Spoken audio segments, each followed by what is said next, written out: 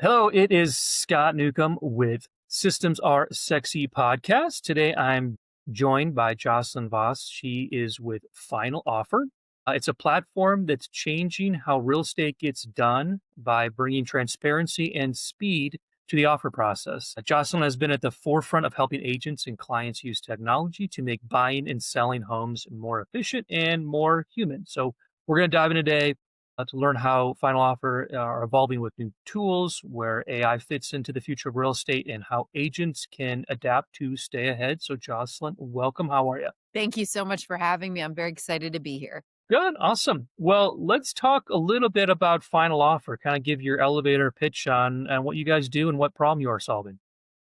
Yeah, so Final Offer is a listing offer negotiation tool whereby we're really filling a gap in what exists today in the industry from a property's listed for sale to it's gone. What happened in between that time? When were offers made? When were offers presented? Other pricing strategies that agents can deploy to really get a seller the best outcome. But we are a consumer facing platform, meaning anybody can follow along and get more insight and information into what's going on with the listing. Really giving information at people's fingertips, which is all people want these days anyway. Absolutely. Yeah. What's interesting, you're at kind of the intersection of real estate and technology. What shifts have you seen over the last couple of years that's changing how agents and buyers interact? I would say that not a lot. And I think that's the biggest issue in real estate in general is that agents have been blocking technology from really entering into our business due to the fear that technology will replace us. And ultimately, what I've seen is that, when the MLSs started syndicating to third party sites like Redfin and Zillow, buyer agency went up from 66% to 88%. And so I think it's really uh, an agent issue of fear of change when ultimately technology's here, it's present, and its goal is to make things easier, faster, smoother, bring more clarity and transparency to the process.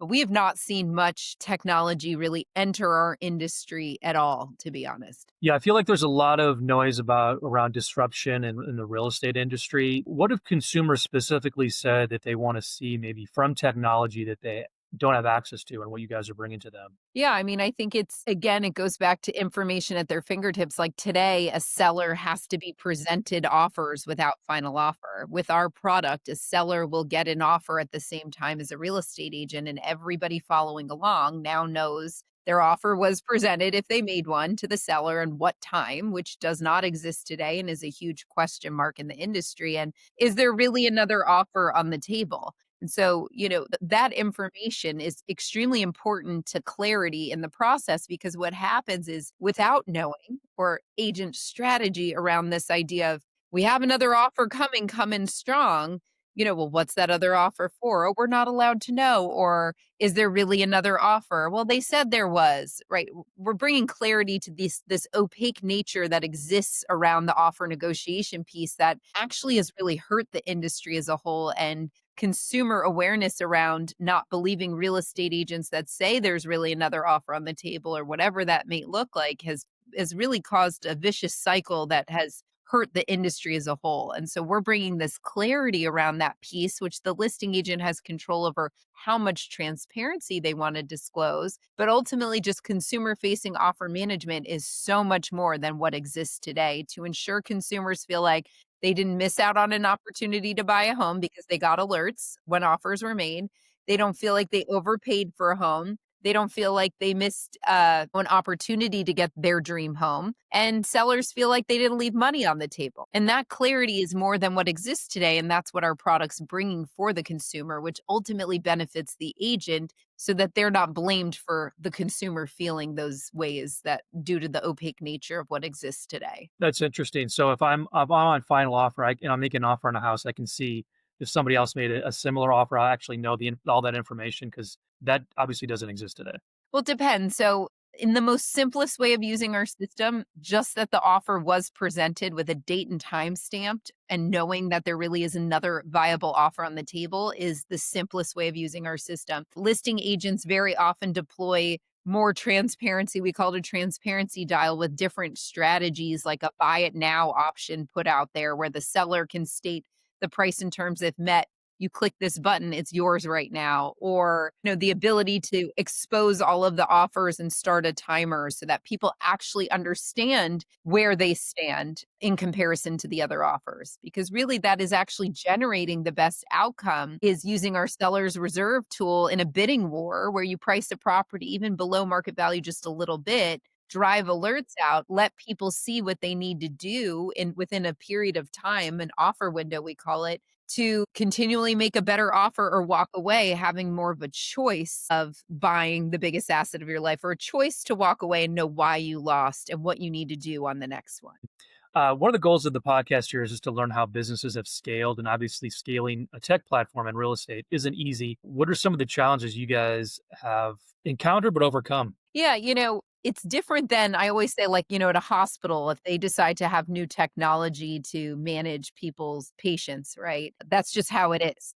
There's no choice, there's no optionality. In real estate, every single agent is their own boss. Broker owners like to often say, I'm not the boss, they're the boss of me. And so because of that, we're where we're what we're trying to do is we're talking to a million CEOs here saying, hey, this is the best way to do business. This is going to help you grow your business. This is going to give everyone a better outcome and feel better about it to help the industry as a whole.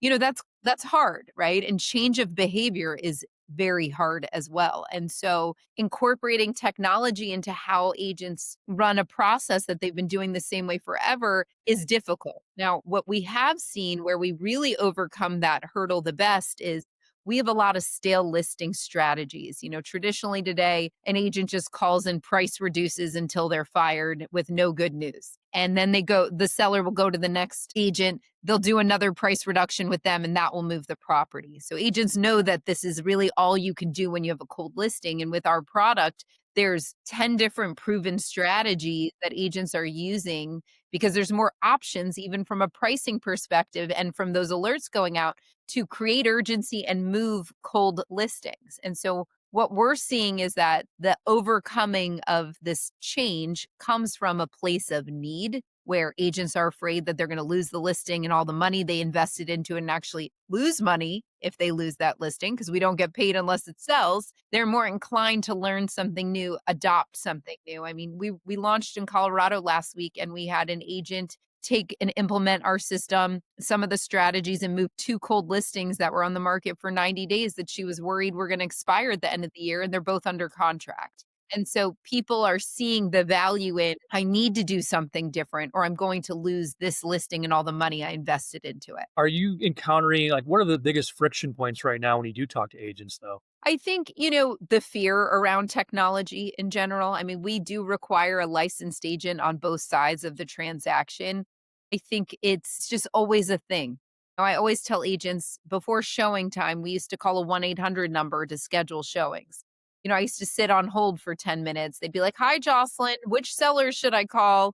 It was very impossible to schedule like 10 showings in a weekend. And then you get showing time, really simple technology built that makes everything easier. And so I think the challenge always comes from fear, change of behavior, and really wanting to do something different because it's just easy to keep doing what you're doing if it's working and getting you the same outcome. So it's about seeing the value of how you can talk to the consumer in a different way and wanting more for your business and doing more to do it by just implementing us into the process of how agents do business. Absolutely.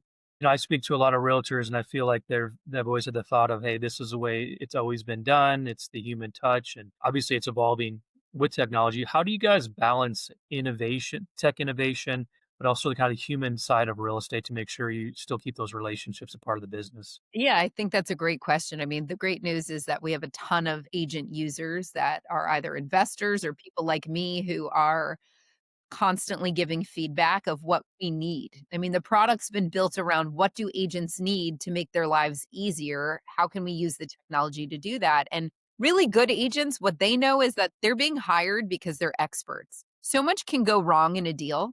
And we mitigate that because we've dealt with it a million times or we know what could go wrong. And so we make the process as smooth as possible. And truly, where I see the value is that there's less agent blaming. You blame the person standing between you and information, but when you can see that you've already lost or you can see what you need to do to make a higher offer, you might feel different from a psychological perspective about what you want to do. Or you can see everyone had a chance to make a higher offer, no one did. You got the best outcome versus blaming your agent a year later because a home sold for so much more in your neighborhood. And so it's about understanding that the human relationship's always going to be there, but that the client, our fiduciary duty is to our clients, not to each other. It's to getting the best outcome for the seller, helping a buyer feel like they didn't overpay and securing that dream home of theirs. Right. And so when you really take a step back and think more about who we're working for, those are the agents that are really thriving with this and seeing that the value comes into just clarity and a bit of transparency that's necessary to make the process smoother. But people don't buy and sell homes enough to not need an expert throughout that process. It's just speeding it up and giving more clarity and information to drive the best outcome for all parties involved. As you continue to grow your business, how is it growing? Is it word of mouth? Is it ads? How conferences? How what's been most effective for you? For final offer or real Yeah, estate? for final offer. Yeah, I mean, we did a huge phase in the way beginning of going to conferences. We approached the top agents in any, market before we enter it to really, drive it in. A lot of agents, the majority of investors in our platform are real estate agents, brokers, people that believe in what we're doing and want better for what the industry where the industry is. I would say it's that, it's going on these podcasts. We had a developer in Georgia hear me on a random podcast about a year ago, and he bought the product for, 17 of his agents and said, "We're selling my homes these ways." And so we have a lot of different revenue streams, but a lot of it is broker owners, lenders who want to differentiate themselves and provide, a tool to help agents move their cold listings, builders and developers who obviously this process makes a lot of sense to them. There's a little bit less emotional tie in, and it's all about the numbers in the end. And so, um, our exposure has been from really case studies, good experiences, neighbors seeing what happened, being invited to follow along, and the word kind of spreads on its own that way. As you grow the business, if you could wave a magic wand and eliminate one bottleneck in your business, Oh, man, that brokers required agents to use it, even from a quality control, fair housing perspective to ensure that there's a paper trail around everything. I think if that was a requirement or even NAR to stand up and say, we have to run our process this way, where legislation is passed, where, like in Canada, where offers have to be registered in order to know that, nothing was left behind. I think that would be a great way to really ensure that, you know, all parties were treated equally and to bring some fair housing issues at play and clean up part of the issues that are at like a higher level. I think agents would really see the need for what we're doing, whereas right now it's an additional bonus at this point unless they have a cold listing. So we really want to be driving them into seeing like the long-term value. is there a different process for going into different states? Obviously, where the United States is different, where it's not just Australia or Mexico. Everybody's kind of set up the same way. I talked to other property tech owners where they have, we're going into California, so we need to do this. We're going into Texas, we need to do that. Is it the same thing for you guys with final offer? Yeah, absolutely. We're price and terms also. So, like some states speak differently. They might say contingencies, someone might say inspections. There's so many different ways of communicating under contract, purchase, and sale. Like, there's just a lot of different ways of communication, and we are price and terms, and we have to make sure. We have full IDX feeds from the MLSs, so that can take a while to really build that out onto our site from a development and working with our, provider and just making sure we're up to speed with what's required. So we work with clients leveraging AI, and I'm wondering how much of your platform is AI and how much you try to incorporate into it. Yeah, that's a great question. I would say that we right now, I think we want to be and are incorporating AI more and more because everybody does and it is important. AI is everywhere. We have a feature where Once offers are uploaded into our system or made into our system, our AI tool will scrape each offer and plop them into our offer comparison tool so that all the main terms of what matters are right there for like a quick view so that agents can kind of drag and drop them in order so they can present it to the seller in a really beautiful way. In addition, it functions as a seller net sheet. So you can add other terms like seller payoff to chase mortgage to get the net. And so, really, the scraping of each offer, plopping it in there so they can drag and drop them in order.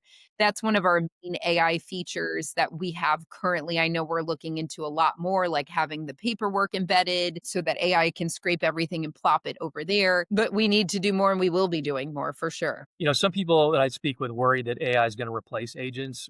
What's your take on how AI and agents can work together so it's not a us versus them mentality?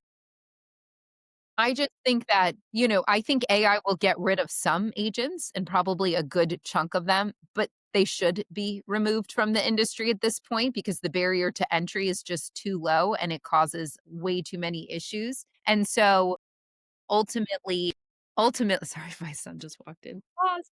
Um, Ultimately, I would say that, that's okay, right? I think a lot of really good agents would be very happy if we were to elevate the industry as a whole by having just better agents and the agents that do business in here only. So, yes, that might occur.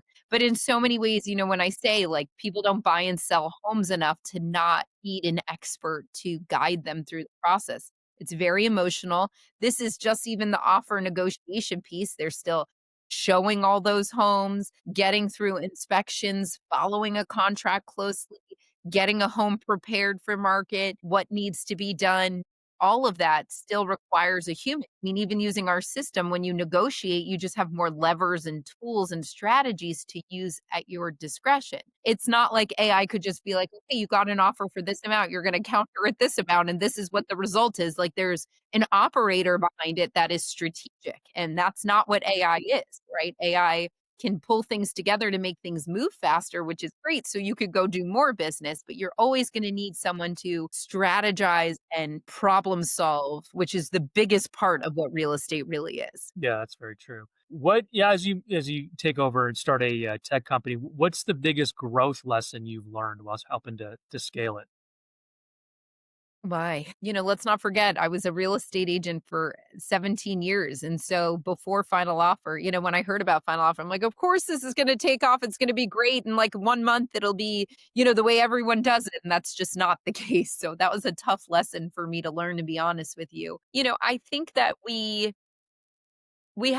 still have a lot to learn as a company. I think, again, this is new. Like, we're bringing technology around something that the idea and concept of it is new, and agents, it takes time to really wrap their heads around because they've done something for so long one way.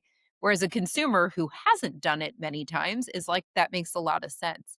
And so I think that, our biggest, when it comes to really scaling the company and our growth, it's going to be really driving it in with probably top agents, making this the way they do business and really allowing that expansion to occur, or continually just moving cold listings with more opportunity and making it a no brainer. Is there anything else that you wanted to share about the business? Yeah, I mean, we're really doing a major, major consumer push, right? From a marketing perspective about bringing consumer awareness because, like, do you want to search on Zillow to get for sale, under contract, gone? Or do you want to search on Zillow for sale? An offer was made. There's a deadline approaching. Make your offer today. All of these other insights that you get that exist on our site that don't exist anywhere else, as consumer awareness grows and grows, which it has been growing for a while, but when we really dig in deep to that, we're going to be seeing a lot more people on our site generating more leads for agents and really, hopefully becoming the way that business is just done across the board. Absolutely. So people, agents, consumers want to find out more about Final Offer. What's the best way to go about doing that? Really just going to finaloffer.com and there's a contact us button, or you can just kind of peruse on the site. You can save a search for yourself and see what it feels like to get these types of alerts, whether you pick for text or email or both. And, just really connecting with agents that are certified on our site. We're live in 20 states and 3 provinces of Canada. So for those states we're not live, we will be live hopefully by the end of 2026. Well, thank you, Jocelyn. Really appreciate your time. Yeah, thank you for having me. This was wonderful.